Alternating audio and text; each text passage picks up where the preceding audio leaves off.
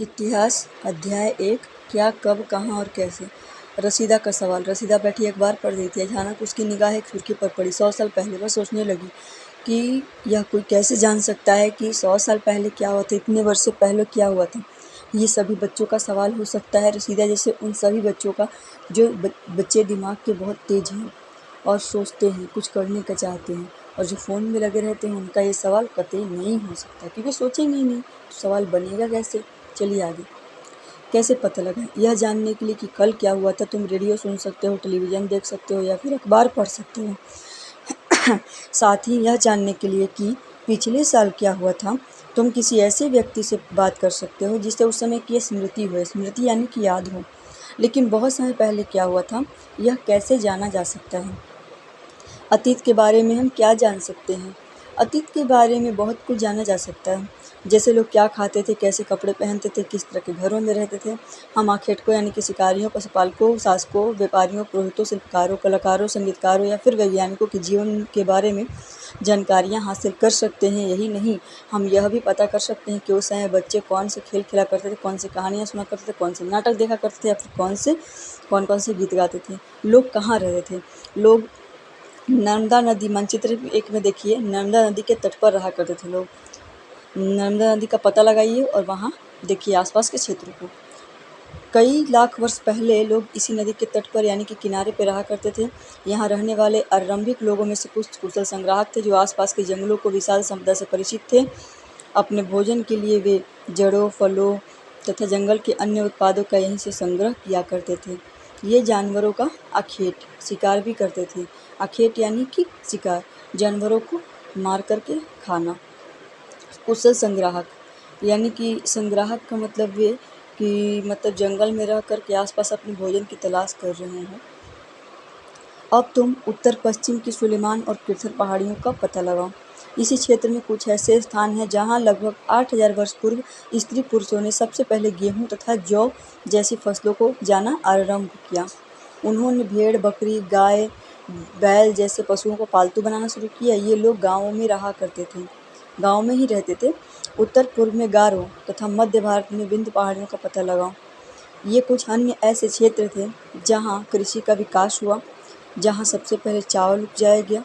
वे स्थान विंध्य के उत्तर में हैं। जहाँ चावल उपजाया गया सबसे पहले, वे स्थान विंध्य के कहाँ, उत्तर में है। उत्तर यानी कि ऊपर में उस स्थित है। उत्तर यानी कि ऊपर स्थित है। आप लोग इस वीडियो को पॉज करें और पॉज करके मानचित्र को थोड़ा बड़ा करें स्क्रीनशॉट ले करके, और उसमें देखें कि उत्तर पश्चिम की सुलेमान पहाड़ियाँ कहाँ हैं और किरथर पहाड़ियाँ कहाँ हैं। उत्तर पश्चिम, उत्तर और पश्चिम में सुलेमान और किरथर पहाड़ियाँ कहाँ हैं, ठीक है। उसके बाद उत्तर पूर्व में गारो तथा मध्य भारत में विंध्य पहाड़ियों का आप लोग देख करके पता लगाइए इसमें। और नर्मदा नदी कहाँ पर है इसमें, ये सब आप मैप में याद कर लीजिए।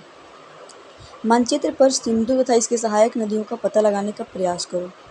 सहायक नदियाँ उन्हें कहते हैं जो एक बड़ी नदी में मिल जाती हैं। लगभग 4700 वर्ष पूर्व इन्हीं नदियों के किनारे कुछ आरंभिक नगर फले फूले। गंगा व इसकी सहायक नदियों के किनारे तथा समुद्र तटवर्ती इलाकों में नगरों का विकास लगभग 2500 वर्ष पूर्व हुआ। गंगा व इसकी सहायक नदी के किनारे तथा समुद्र तटवर्ती इलाकों में नगरों का विकास 2500 वर्ष पूर्व हुआ। गंगा तथा इसकी सहायक नदी सोन का पता लगाओ। गंगा के दक्षिण में इन नदियों के आसपास का क्षेत्र प्राचीन काल में मगध यानी कि वर्तमान में बिहार के नाम से जाना जाता था। इसके शासक बहुत शक्तिशाली थे और उन्होंने एक विशाल राज्य स्थापित किया। देश के अन्य हिस्सों में भी ऐसे राज्यों की स्थापना की गई। लोगों ने सदैव उपमहाद्वीप के एक हिस्से से दूसरे हिस्से तक की यात्रा की। कभी कभी हिमालय जैसे ऊंचे पर्वतों, पहाड़ियों, रेगिस्तानों, नदियों तथा समुद्र के कारण यात्रा जोखिम भरी होती थी। फिर भी ये यात्रा उनके लिए असंभव नहीं थी। अतः कभी लोग काम की तलाश में तो कभी प्राकृतिक आपदाओं के कारण एक स्थान से दूसरे स्थान तक जाया करते थे। कभी कभी सेनाएं दूसरे क्षेत्रों पर विजय हासिल करने के लिए जाती थी।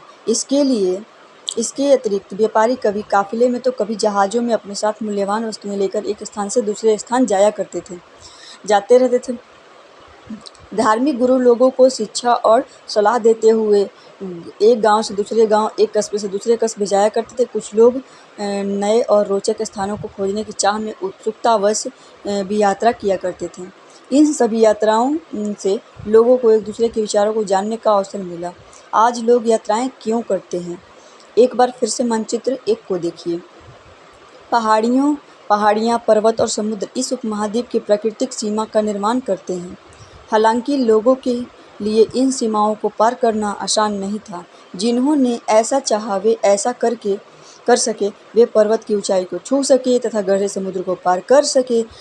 उपमहाद्वीप के बाहर से भी कुछ लोग आए। उपमहाद्वीप के बाहर से भी यहाँ कुछ लोग आए और यहीं बस गए। लोगों के इस आवागमन ने हमारी संस्कृति परंपराओं को समृद्ध बनाया। मानचित्र 1 दक्षिण एशिया, आधुनिक भारत, पाकिस्तान, बांग्लादेश, नेपाल, भूटान और श्रीलंका, ईरान, चीन तथा म्यांमार आदि पड़ोसी देशों को दर्शाता है। दक्षिण एशिया एक महाद्वीप से छोटा है, लेकिन विशालता तथा बाकी एशिया में समुद्रों, पहाड़ियों तथा पर्वतों से बटे होने के कारण प्रायः उपमहाद्वीप कहा जाता है। सम्मिलित किया और कई सौ वर्षों से लोग पत्थरों को तराशने, संगीत रचने और यहाँ तक कि भोजन बनाने के नए तरीके के बारे में एक दूसरे के विचारों को अपनाते रहे हैं। देश के नाम। अपने देश के लिए हम प्रायः इंडिया तथा भारत जैसे नामों का प्रयोग करते हैं। इंडिया शब्द इंडस से निकला है, जिसे संस्कृत में सिंधु कहते हैं। इंडस को संस्कृत में सिंधु कहते हैं। अपने एटलस में ईरान और यूनान का पता लगाओ। लगभग 2500 वर्ष पूर्व उत्तर पश्चिम की ओर से आने वाले ईरानियों और यूनानियों ने सिंधु को हिंदोस अथवा इंदोस और इस नदी के पूर्व में स्थित भूमि प्रदेश को इंडिया कहा।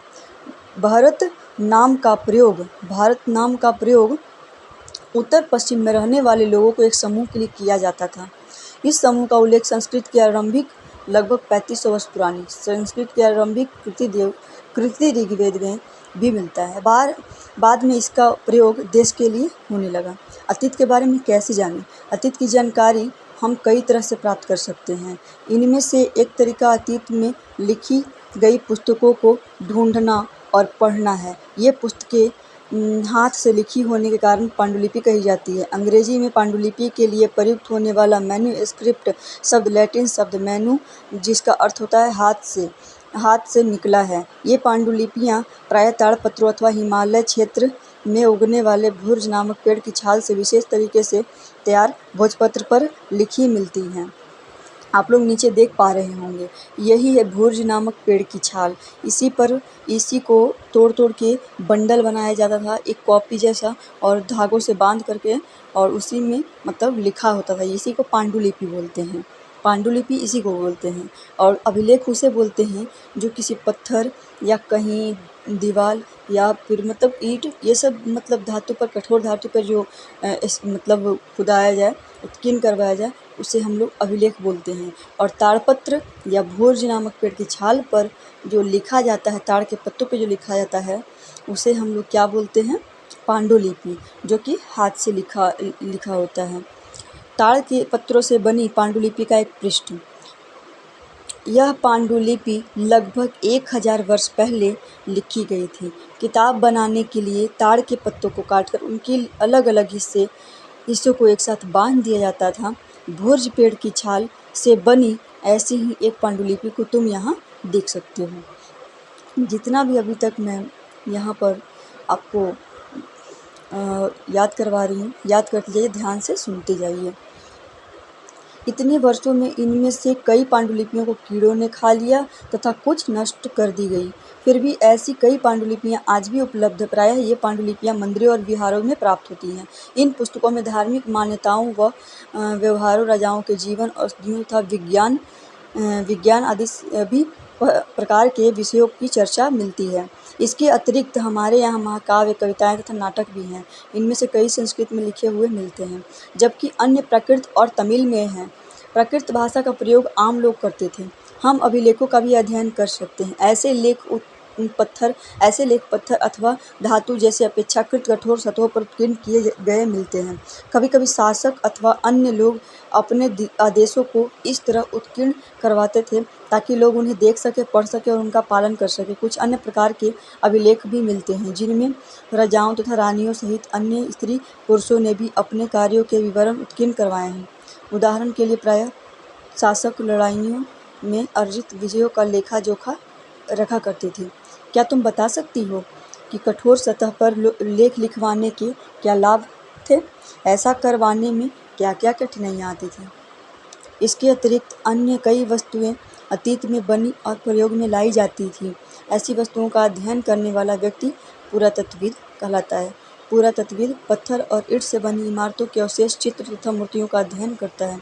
वे औजारों, हथियारों, बर्तनों, आभूषणों ये सब का भी अध्ययन करता है और गहनों आभूषणों को भी खोजता है। लगभग 22.50 वर्ष पुराना यह अभिलेख वर्तमान अफगानिस्तान के कंधार से प्राप्त हुआ है। यह अभिलेख अशोक नामक शासक के आदेशों पर उत्कीर्ण यानी कि खुदवाया गया था। इस शासक के विषय में तुम अध्याय 8 में पढ़ोगे। जब हम कुछ लिखते हैं तब हम किसी लिपि का प्रयोग करते हैं। लिपियाँ अक्षरों अथवा संकेतों से बनी होती हैं। जब हम कुछ बोलते अथवा पढ़ते हैं तब हम एक भाषा का प्रयोग करते हैं। यह अभिलेख इस क्षेत्र में प्रयुक्त होने वाली यूनान तथा अरमेइक की है। यहाँ सिक्के पुरातत्वविद जो थे वो सिक्कों की प्राप्ति के लिए छानबीन तथा खुदाई भी करते हैं। इनमें से कुछ वस्तुएं पत्थर, पक्की मिट्टी तथा कुछ धातु की बनी हो सकती हैं। ऐसे तत्व कठोर तथा जल्दी नष्ट न होने वाले होते हैं। पुरातत्वविद जानवरों, चिड़ियों तथा मछलियों की हड्डियों को भी ढूंढते हैं। इससे उन्हें यह जानने में मदद मिलती है कि अतीत में लोग क्या खाते थे।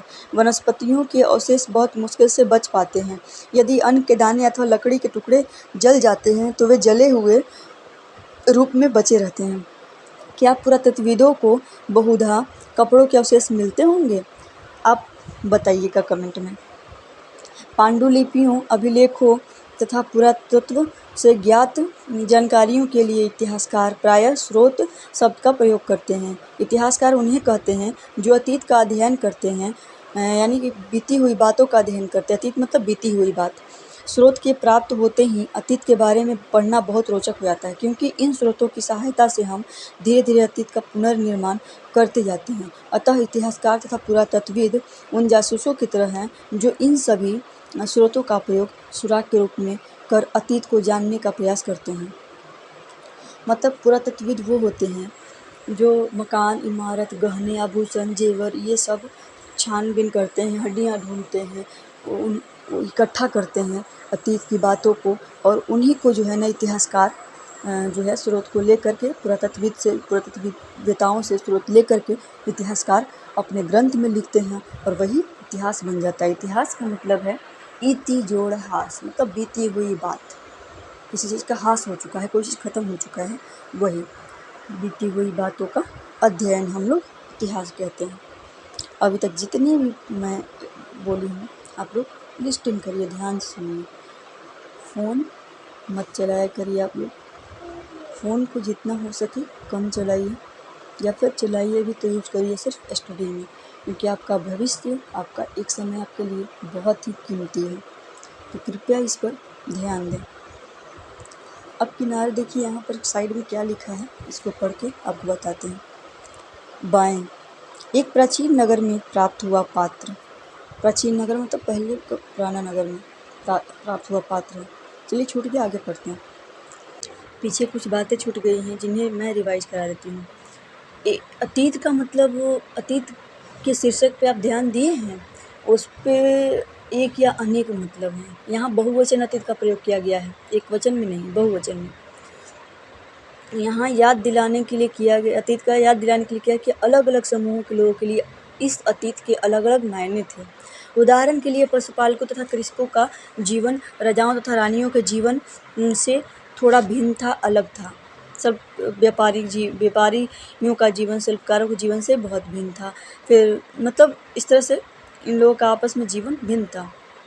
आज भी भिन्न है हम लोग का जीवन, जैसा कि हम भी देखते हैं। उस समय भी देश के अलग अलग हिस्सों में लोग अलग अलग व्यवहारों और रीति रिवाजों का पालन करते थे। उदाहरण के लिए आज अंडमान द्वीप के अधिकांश लोग अपना भोजन मछलियाँ पकड़कर, शिकार करके तथा फल फूल के संग्रह यानी कि फल फूल का इकट्ठा करते हैं, उसके द्वारा भोजन प्राप्त करते हैं। इसके विपरीत शहरों में रहने वाले लोग खाद्य आपूर्ति के लिए अन्य व्यक्तियों पर निर्भर करते हैं। इस तरह के भेद अतीत में भी विद्यमान थे, अतीत में भी प्रचलित थे और आज भी प्रचलित हैं। इसके अतिरिक्त एक अन्य तरह का भेद है। उस समय शासक अपनी विजयों का लेखा जोखा रखते थे। यही कारण है कि हम शासकों तथा उनके द्वारा लड़ी जाने वाली लड़ाइयों के बारे में काफ़ी कुछ जानते हैं, जबकि शिकारी, मछुआरे, संग्राहक, कृषक तथा पशुपालक जैसे आम आदमी प्रायः अपने कार्यों का लेखा जोखा नहीं रखते थे। पुरातत्व की सहायता से हमें उनके जीवन की जानने में मदद मिलती है। हालांकि अभी भी इनके बारे में बहुत कुछ जानना शेष है, मतलब बहुत कुछ अभी भी हम लोग नहीं जानते इनके बारे में। तिथियों का मतलब क्या है? अगर कोई तुमसे तिथि के विषय में पूछे तो तुम शायद उस दिन की तारीख, माह, वर्ष जैसे कि 2000 या इसी तरह का कोई और वर्ष साल बताओगी। वर्ष की यह गणना ईसाई धर्म प्रवर्तक ईसा मसीह के जन्म की तिथि से की जाती है। अतः 2000 वर्ष कहने का तात्पर्य ईसा मसीह के जन्म के 2000 वर्ष के बाद से है। ईसा मसीह के जन्म से पूर्व की सभी तिथियां ईसवी पूर्व ईसा से पहले के रूप में लिखी जाती हैं। इस पुस्तक में हम 2000 को अपना आरंभिक बिंदु मानते हुए वर्तमान से पूर्व की तिथियों का उल्लेख करेंगे। इतिहास और तिथियां, इसे आप पढ़ लीजिए। जो ब्लू लाइन है, वीडियो को पॉज करिए और इसे आप पढ़ लीजिए। यहाँ क्या लिखा है कि पृष्ठ 3 पर 2 तिथियां हैं, उनका पता लगाइए। पृष्ठ 3 यानी कि पेज 3 पर 2 तिथियां हैं, 2 डेट हैं, उनका पता लगाइए और इनके लिए आप किस अक्षर का प्रयोग करेंगे, आप ये कमेंट सेक्शन में बताइए। अन्यत्र, जैसा कि हमने पहले पढ़ा, अभिलेख कठोर शर्तों पर उत्कीर्ण करवाए जाते हैं। इनमें से कई अभिलेख कई सौ वर्ष पूर्व लिखे गए थे। सभी अभिलेखों में लिपियों और भाषाओं का प्रयोग हुआ है। समय के साथ साथ अभिलेखों में प्रयुक्त भाषाओं तथा लिपियों में बदलाव हो चुका है। विद्वान वह कैसे जान सकते हैं, कैसे पढ़ सकते हैं कि क्या लिखा है? इसका पता अज्ञात लिपि का अर्थ निकालने को एक प्रक्रिया द्वारा लगाया जाता है। इस प्रकार से अज्ञात लिपि को जानने के लिए एक प्रसिद्ध व्यक्ति चित्र द्वारा पता लगाते थे। मिस्र के उत्तरी तट पर ओसेटा नाम का एक कस्बा है। यहाँ से एक ऐसे उत्कीर्ण पत्थर मिला है जिस पर एक ही लेख 3 भिन्न भिन्न भाषाओं तथा लिपियों, यूनानी मिस्र लिपि के 2 प्रकारों में से है। कुछ विद्वान यूनानी भाषा पढ़ सकते थे। उन्होंने बताया कि यहाँ राजाओं तथा रानियों के नाम फ्रेम में दिखाए गए हैं और इन्हीं फ्रेम को कारतूस कहते हैं। इसके बाद विद्वानों ने यूनानी तथा मिस्र संकेतों को अगल बगल रखते हुए मिस्री अक्षरों को समानार्थक ध्वनि की पहचान करते हुए बताया। जैसा कि तुम देख सकते हो कि यहाँ ये अक्षर किसके लिए दर्शाया गया है, ये कमेंट में आप बताइए। तो ये प्रश्न को आप बनाइए, आओ चर्चा करें, आओ करके देखें। ये प्रश्न को आपको बनाना है कि रसीदा के प्रश्न को फिर से पढ़ो और इसके क्या उत्तर हो सकते हैं। पुरातत्वविदों द्वारा पाई जाने वाली सभी वस्तुओं की एक सूची बनाइए जो पाए गए हैं पुरातत्वविदों द्वारा। इनमें से कौन सी वस्तु पत्थर की बनी हो सकती हैं? साधारण स्त्री तथा पुरुष अपने कार्यों का विवरण क्यों नहीं रखते थे? इसके बारे में तुम क्या सोचती हो, ये भी कमेंट करिए और लिख कर बताइए। कम से कम 2 ऐसी बातों का उल्लेख करो जिनमें से तुम्हारे राजाओं और किसानों की भिन्नता का पता चलता है। Thank you.